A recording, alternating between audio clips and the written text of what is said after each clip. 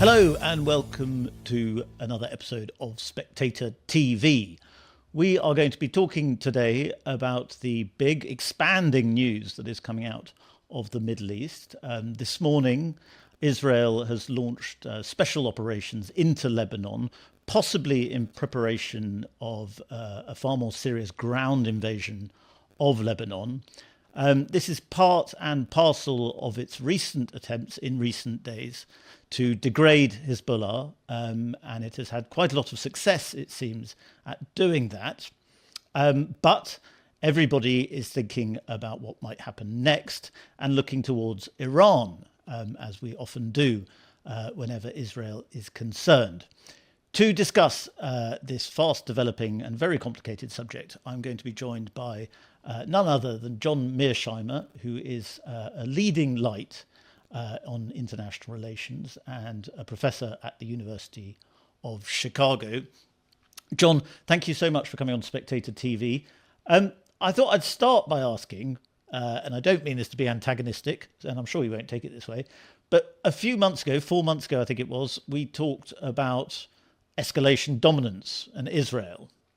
And you suggested then that Israel had lost or was losing its escalation dominance against Iran because there had been a tit-for-tat exchange in April, and you were saying Israel had come out worse from that and had not been able to prove that it had the dominance in escalation, which is an important thing for countries to establish in international relations.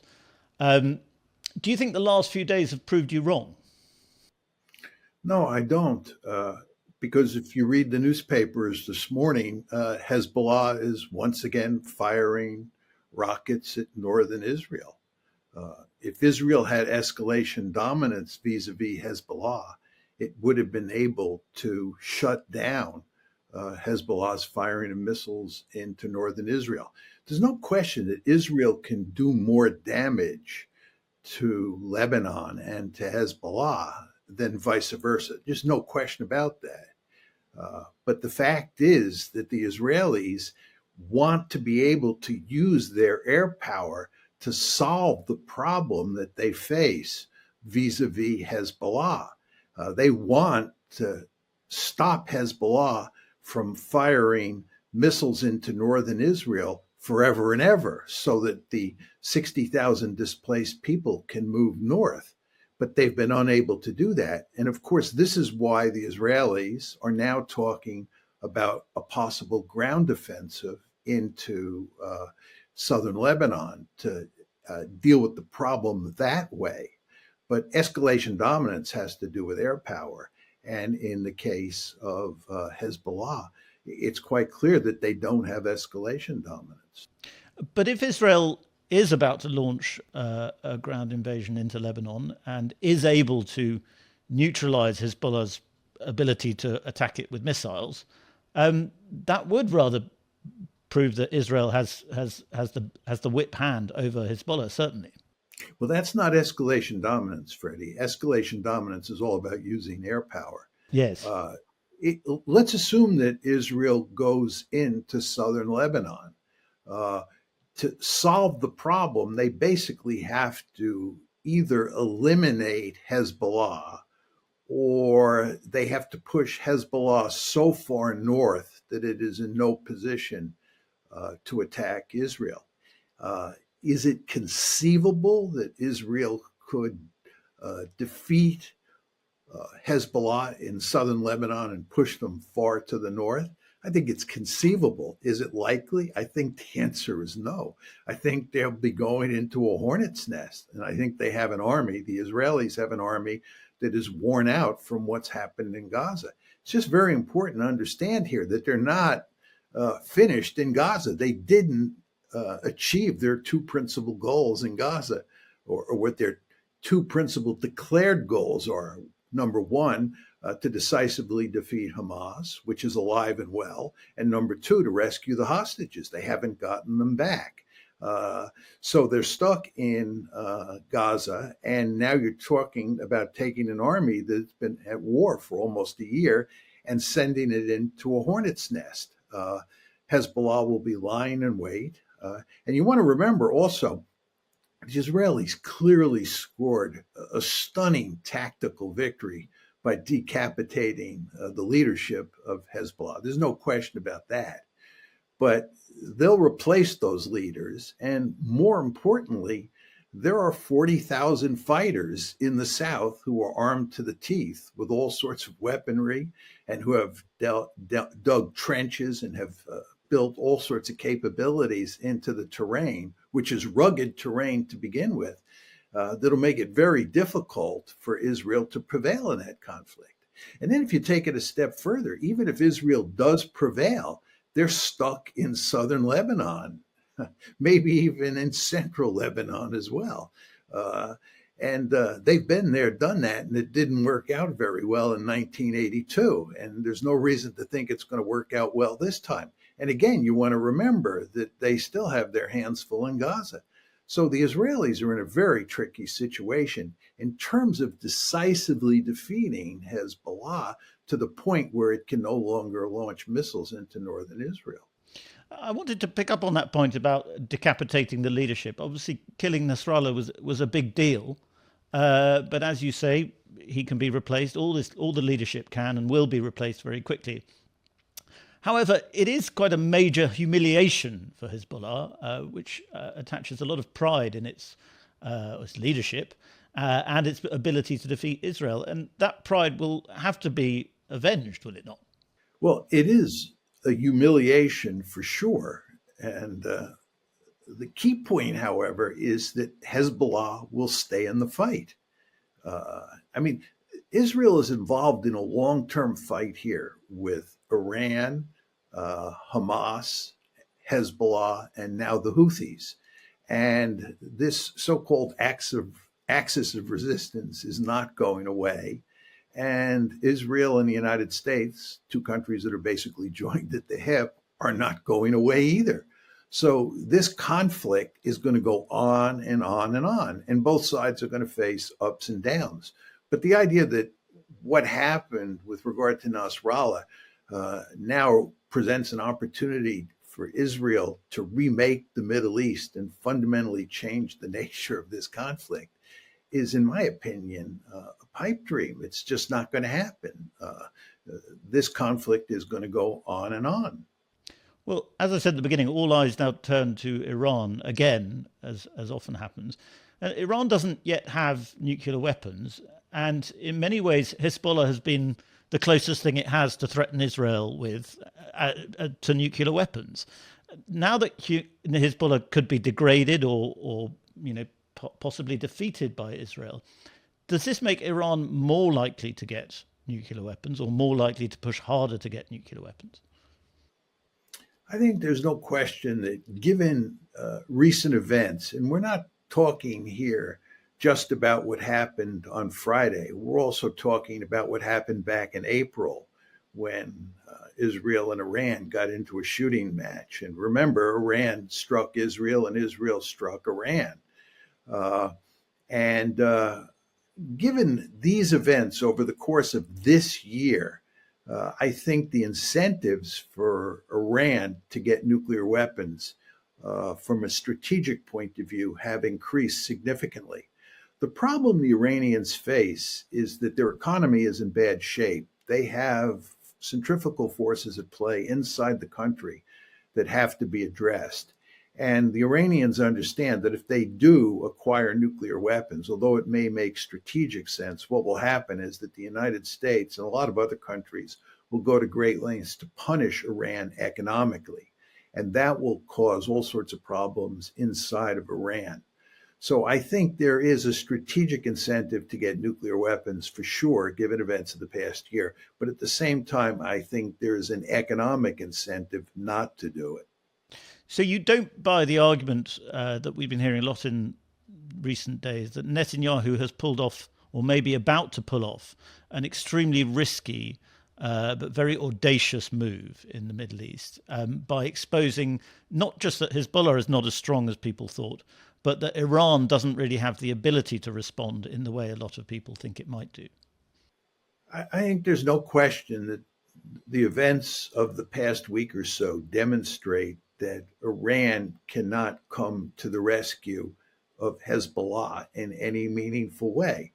But I don't think there was good reason to think that Iran could help Hezbollah anyway. What could Iran do? Launch a massive strike against Israel for the purpose of helping Hezbollah?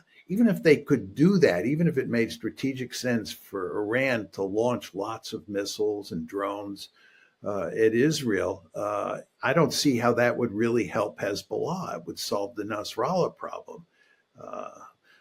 But the fact is that Iran is made to look weak as a result of what happened over the past few days. There's no question about that. But so what? What's the consequence of this? Do you think Iran's going to go away? You think the axis of resistance is going to go away? I don't think so. What happens when you suffer some sort of tactical defeat in a long-term war is you make adjustments and you try and rectify the situation. The axis of resistance, so to speak, does this, and the Israelis do this as well. It's an iterative game. It's an action-reaction cycle. And Iran is in this one for the long term, and there's nothing that Israel can do to knock out Iran or, as I said before, to knock out Hezbollah. I don't think it's going to happen. So you don't anticipate an escalation in the conflict, then? You do not anticipate that we will be at war with Iran in the coming weeks? Oh, I think it's very possible. It's, as you know, Freddie, very hard to say where this train is headed. And it is possible that, Israel and Iran and then the United States will get into a shooting match. I wouldn't be surprised if that happens.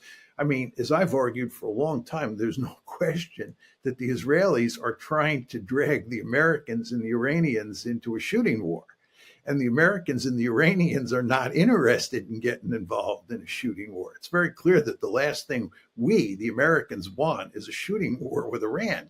We don't even want to get involved with Hezbollah. We've been trying to get the Israelis for a long time to cool their jets with regard to Hezbollah. So there's no question about that.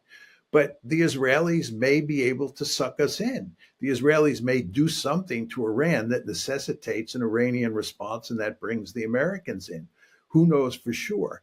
There's no question that the Israelis now believe they have the whip hand and they can really begin to sort of use that advantage against Iran and maybe even against Hezbollah. And where that all leads is very hard to say. Well, America has in recent days moved more troops, more forces into the region. But it seems to a lot of people that Netanyahu essentially stuck two fingers up, not necessarily to America, but certainly to the Biden administration. He was in New York at the time when the Nasrallah strike happened. And Antony Blinken, Secretary of State, had been trying so hard, as you say, to kind of build a possible ceasefire between Hezbollah and Israel. And Netanyahu just blew that up spectacularly. This is a bit of a humiliation for the Biden administration, is it not? To take it a step further, Freddie, there are just all sorts of reports that the Secretary of Defense, Lloyd Austin, is furious at his Israeli counterpart, General Gallant, for not notifying him beforehand that they were going after Nasrallah. I mean, we were told, so the story goes, immediately before the attack, but Austin expected much more notification. And he didn't get it, and supposedly he was outraged. But the question you have to ask yourself is, so what? The Israelis don't care. They basically own us. They can do anything they want, and we will just suck it up and go along with what they do. It's just the way it works here in the United States and in the West more generally, to include Britain. The idea that, we're going to punish the Israelis for doing something that we don't like in this conflict is not a serious argument. Well, does it then suggest that the limits of American power are becoming ever greater, in that America is not able to shape world events as perhaps it could have done 10 or 20 years ago, and looking not just at Gaza, but perhaps Ukraine as well? This is an incredibly complicated question. First of all, most people in the West don't understand that there's significant limits to what you can do with military power under any circumstances, right? They're just real limits here. And most Americans and even most West Europeans have lost sight of that fact. And that's why we started so many foolish wars during the unipolar moment. We thought we could reorder the world or reshape the world in the West's image at the end of a rifle barrel. And that didn't work out very well. Because again, this is the limits of military power. Second, there's no question that with the rise of China and the resurrection of Russian power, that America's relative power position in the world has been diminished. There's just no question about that. Third point I'd make to you is you do not want to underestimate how powerful the United States is, militarily and economically. We are a heavyweight. And the great advantage that the Israelis have is that they're joined at the hip with us. The Israelis could never do what they're doing in Gaza and in Lebanon without American support. These are American aircraft, American bombs. We give them huge amounts of money. We protect them diplomatically, right? So the Israelis have this great advantage that they're working with the Americans. But as I pointed out, Freddie, you noted that I talked about Israel's declining escalation dominance, which is correct. Another point I made about all the trouble that Israel is in is that in the old days, back when I was young and Israel was fighting wars against countries like Egypt and Syria, Israel could pretty much fight those wars by themselves. They really didn't need another country to help them fight the war. And if you look at what's happened to the Israelis, they have become heavily dependent on the United States. They were heavily dependent on the United States back in April to deal with the Iranian attack, and they're going to be heavily dependent on the United States if the Iranians attack again. And even if you look at what they're doing in Lebanon, they depend heavily on the United States. I believe we're giving them lots of intelligence and so forth and so on. So the Israelis benefit greatly from the fact that the United States remains the most powerful state on the planet. But to a certain extent, diplomatically, it's an asymmetrical relationship because America may be giving Israel lots of intelligence, but as you said, with this strike, it seems like America's very, very angry that it was left blindsided. And perhaps you see something similar in Ukraine, where America does support Ukraine, does provide military aid and diplomatic support, but is sometimes catching up with its allies' strategy. Sorry to interrupt the show, but if you enjoy what we do here at Spectator TV, then why not subscribe to the magazine as well? If you subscribe today, you get 12 weeks for just £12, plus a free £20 John Lewis and Waitrose gift card. You can sign up at spectator.co.uk/TV offer. The Ukraine situation is fundamentally different, I think, Freddie, than the U.S.-Israeli situation. The United States has a relationship with Israel that has no parallel in history. We give Israel assistance unconditionally, especially when it comes to the Palestinians. And this is in large part because of domestic politics inside the United States. It's the power of the Israel lobby. We have a very special relationship, and there's zero evidence that there's going to be any diminishment in American support of Israel moving forward. And indeed, I would argue it's likely that we will increase our support for Israel over time because Israel will need more and more support. Ukraine, the train is going in the opposite direction. Support for Ukraine is withering away in the West, and especially in the United States. And if Donald Trump gets back in the White House next January, the Ukrainians are in real trouble. But even if Kamala Harris defeats Donald Trump and Kamala Harris becomes the president, she will face a devil of a time getting financial support from Congress for the Ukrainians. So the Ukrainians' situation vis-a-vis the West, and here we're talking mainly about the United States, moving forward looks actually quite bleak. So not only are they suffering on the battlefield in egregious ways, if you look at their support base, which is the West, there are all sorts of reasons to think that Ukraine is in deep trouble on that front as well. Well, you're quite right to point out they're fundamentally different conflicts. And so far, they've been pretty self-contained as conflict, Israel in Gaza and the Ukraine war. But if there is a major escalation in the coming days, as you've conceded, is a possibility with Iran, we could find ourselves in a situation where China and Russia are forced to become more involved in these conflicts, partly just geographically because Iran is closer to Russia, but also because of Russia's interesting relationship with Israel and interesting relationship with Iran. Yeah. The key word here is involvement. And what does involvement mean? I think that there's no question that the Russians are already helping the Iranians. I mean, there's all sorts of evidence they've been giving them, air defense systems, intelligence gathering capabilities, and so forth and so on. I think the Russians have a vested interest in doing that because what's happened here is that the United States and the West more generally have basically driven the Chinese, the Russians, the North Koreans, and the Iranians close together. They all, have a deep-seated interest in working together to counter the United States and its allies around the world.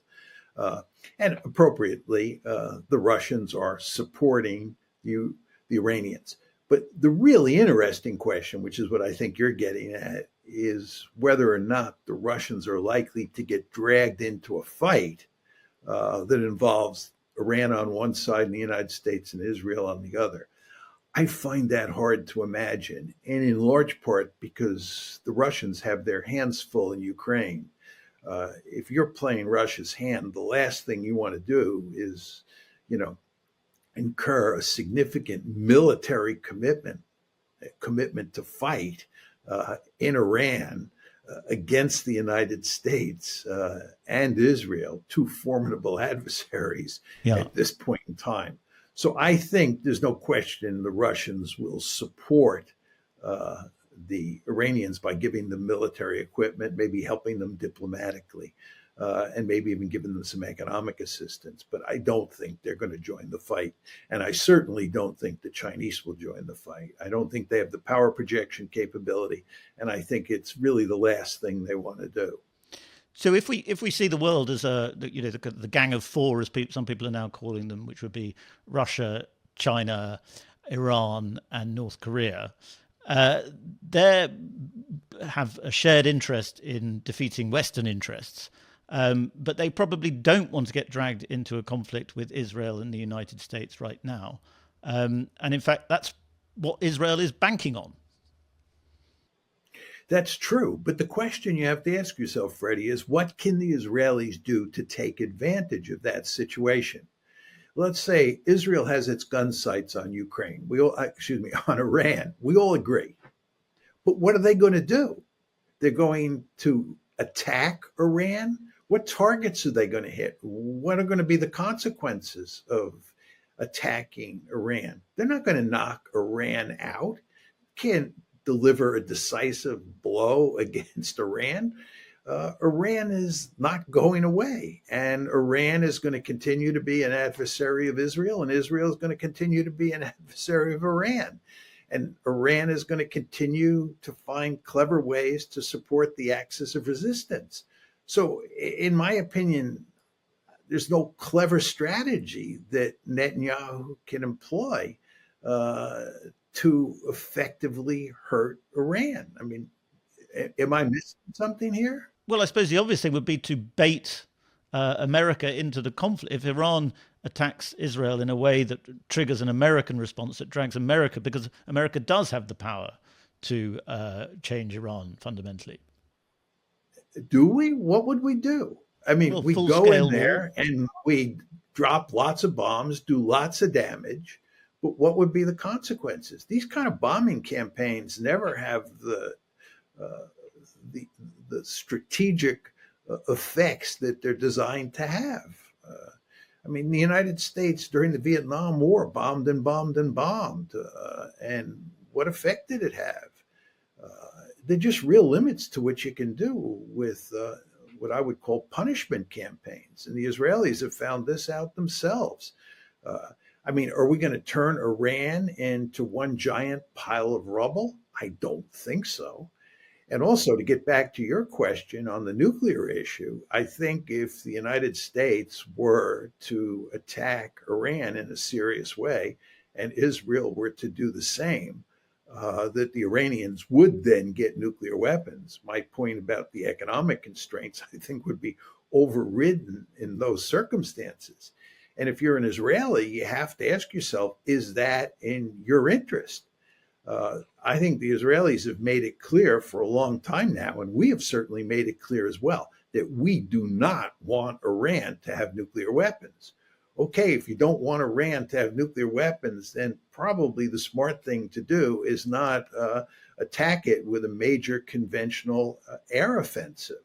That kind of campaign, it would seem to me, is highly likely to lead Iran to acquire nuclear weapons. You just don't want that. You want the present situation to continue for as far as the eye can see. But if I could continue my dangerously neocon line of questioning, I mean, you could militate the Sunni states that don't like Iran more aggressively against Iran, and therefore constrict Iran's power and ability to shape things in the region, and deter the Shia axis of resistance, and degrade it. I'm not sure that you can do that by attacking Iran. I think, if anything, what's happening here is that sympathy in the Islamic world, broadly defined, is shifting in significant ways against the United States and certainly against Israel. Israel is becoming a pariah state all around the planet. It's quite clear that the United States is feeling the effects of this in Southeast Asia, where we're trying to contain the Chinese.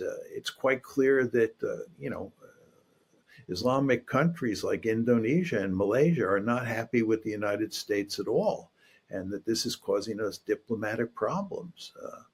So I think when you start talking about shifting the Arab countries in the Middle East against Iran, shifting countries like Saudi Arabia against Iran, because you bashed Iran, it's not likely to work.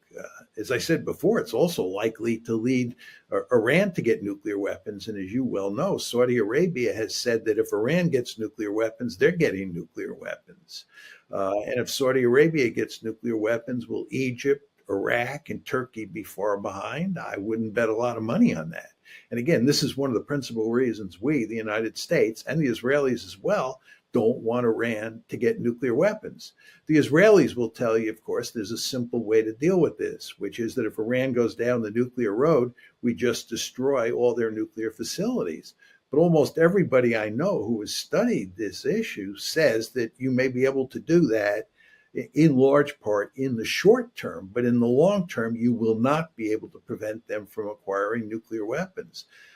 Because they'll hide their capabilities and put them in mountains and make them hard to get, and they'll eventually get nuclear weapons. They clearly already have the technology. I mean, they're about 2 or 3 weeks away from where they have enough fissile material for a bomb. So it's very late in the game here, and you're not likely to prevent Iran from acquiring nuclear weapons by bombing the place. But, many Israelis and many Americans seem to think that you can do that. This all gets back to my point about the limits of military power. As somebody who spent 10 years of his life in the U.S. military, one thing I learned was that militaries are very blunt instruments, and there are limits to what you can do with them. If you're any country on the planet, you want to have a big and powerful military. It's the best means of guaranteeing your survival. There's no question about that. So I'm not against having a big military, no matter what country you are. You do want to have a big military, but you better be very aware of the limits of what you can do with that military. And isn't the real lesson that Western policymakers never learn this lesson that you're describing? I mean, we see that in Iraq, we saw it in Afghanistan. With Iran, you have the same risks, but plus potentially nuclear conflict. Isn't the real lesson that we never or we in the West never appreciate the limits of military power? Yeah, I think that's especially true of the United States. And I think it's because the United States is so powerful. And this was certainly true during the unipolar moment. I mean, by definition, we were the only great power on the planet during the unipolar moment.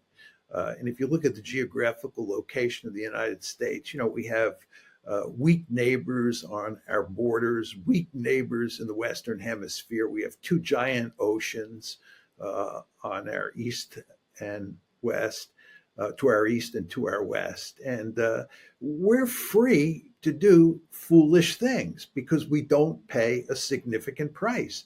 And it's usually other countries that pay a significant price.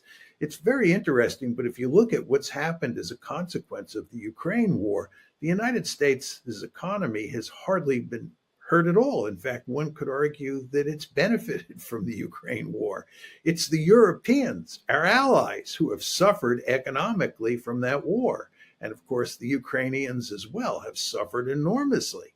And the Russians have even suffered, but not the United States. The United States is an incredibly powerful country, and it has this sense of invulnerability, this sense that it can do pretty much anything it wants. And even if it doesn't work out, it doesn't pay a significant price.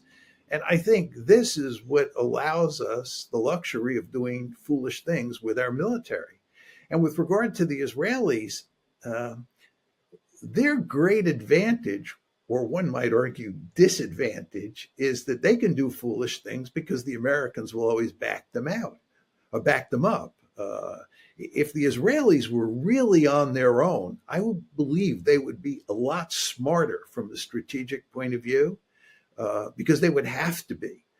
I've spent a lot of time studying how Israel was created, going back to the early part of the 20th century, and then watching David Ben-Gurion and the founding fathers of Israel create this state. These were very savvy, very smart strategists, right? These were people who understood the limits of their power and worked in very smart ways to create the state of Israel. But if you look at Israeli leaders today, in my humble opinion, from a strategic point of view, they often act in very foolish ways. And this is from Israel's own, in terms of Israel's own self-interest. And I think that the reason the Israelis are careless is that they believe that they can do almost anything. And even if they get into trouble, Uncle Sam will come to the rescue. And of course, they're correct. So, I mean, even though you're saying they're strategically foolish, it's not that foolish, is it? Because they are correct. They're not wrong to think that America will always support them, and therefore they can get away with strategic acts of aggression because they have America's support. Oh, yes, I agree with that completely. And as I tried to emphasize before, the United States has this special relationship with Israel that's unparalleled in history. We give them unconditional support, and there is no reason for Israelis to think that that situation is going to change. For the foreseeable future, we are going to support Israel no matter what. But again, you have to ask yourself, is that good for Israel? And we have not talked about what's happening inside Israel. What is the state of Israel today? But Israel is a country that is in deep trouble. Well, let's talk a bit more about that, because Netanyahu, it was thought, was his weakness was badly revealed by October 7th. There was a lot of talk about unhappiness towards him. But in recent days, we're hearing that, he may get away with this war effort. Him and Gallant have sort of managed to orchestrate this very audacious attempt to fight a war on potentially 5 fronts. And that possibly his popularity will grow again. Do you go along with that? Sure. I think it's absolutely true, but it's beside the point. We don't really care here about Netanyahu's popularity. The question that really matters is, what about the state of Israel? What about the body politic? Where is it at today? That's what matters, not Benjamin Netanyahu's political future. And it's a country that is in really deep trouble. First of all, it's stuck in Gaza. It has not defeated Hamas. It has not gotten the hostages back. And despite its great success in decapitating Hezbollah, it has not defeated Hezbollah by any means. And it's now talking about invading Lebanon, which will not turn out well. And with regard to the axis of resistance, it's in a long-term war that shows no signs of going away. Then when you get inside Israel and look at what's happening, the economy is in terrible shape. Moody's has downgraded its standing for the second time. All sorts of people inside Israel are talking about all the businesses that have closed, the lack of tourism and what that means, and so forth and so on. So economically, it's in real trouble. All sorts of people have left the country. All sorts of people are talking about leaving the country. And then you have these powerful centrifugal forces involving secular Jews and religious Jews, sorts of people like Smotrich and Ben Gvir, who have a particular view of Israel that's fundamentally at odds with the view of more secular, more moderate Israelis. And you want to ask yourself where that train is headed. You want to remember that before October 7th, when there was this huge kerfuffle over the question of changing the Constitution, that there was talk in the Israeli media all the time about a possible civil war. This is before October 7th. And this just highlights the centrifugal forces that are at play inside of Israel. And when you marry that again with the state of the economy and the foreign policy situation, Israel is in, I think, deep trouble. And there's no sign that any of this is going to change in a positive way anytime soon. Well, John, that's all absolutely fascinating. Thank you very much for coming on Spectator TV. Before I leave you, I did want to just ask you about one more question to do with Zelensky and Ukraine and America, which was that in Zelensky's trip to America last week, I think the first place he visited, or one of the first places he visited, was an arms factory in Pennsylvania. And I thought that was a very telling thing for the Biden administration, Biden-Harris-Walz administration, if you like, to do, to show it, because obviously Pennsylvania is a very crucial swing state. And it showed how, for America, foreign policy is dictated by electoral concerns as much as anyone else. Yeah, I think that, from a Biden administration and from Kamala Harris's campaign's point of view, this made sense. But it was disastrous for Zelensky because it enraged the Republicans across the board. And the last thing that Zelensky needs at this point in time is further antagonism with the Republican Party, especially with Donald Trump. I mean, Pennsylvania, as you said, is a swing state. It's a critically important state. And Trump and Harris are battling each other there. And for Zelensky to go to Pennsylvania and do something that made it look like he was supporting Harris against Trump was a remarkably bad move. I think, by the way, that Zelensky did not know what he was doing, simply because he just doesn't know American politics. I think he just went as a good faith effort to, work with the Biden administration to garner support for the war. I don't think he understood that he was, in effect, shooting himself in the foot by going to this arms factory in Pennsylvania. But nevertheless, he went there, and he had trouble setting up a meeting with Trump as a result, as you'll remember. And he basically begged Trump to meet him, and Trump met him. And of course, Trump treated him with disdain, as you would expect. And this is a harbinger of big trouble to come for Zelensky if Trump wins back the White House. So this was really unfortunate for Zelensky. Well, one thing we can be sure of is that there will be big trouble to come one way or another. And I hope that we'll be able to talk to you about it again, John. Thanks so much for joining us. Thank you for having me on, Freddie. I enjoyed talking to you very much. Great pleasure.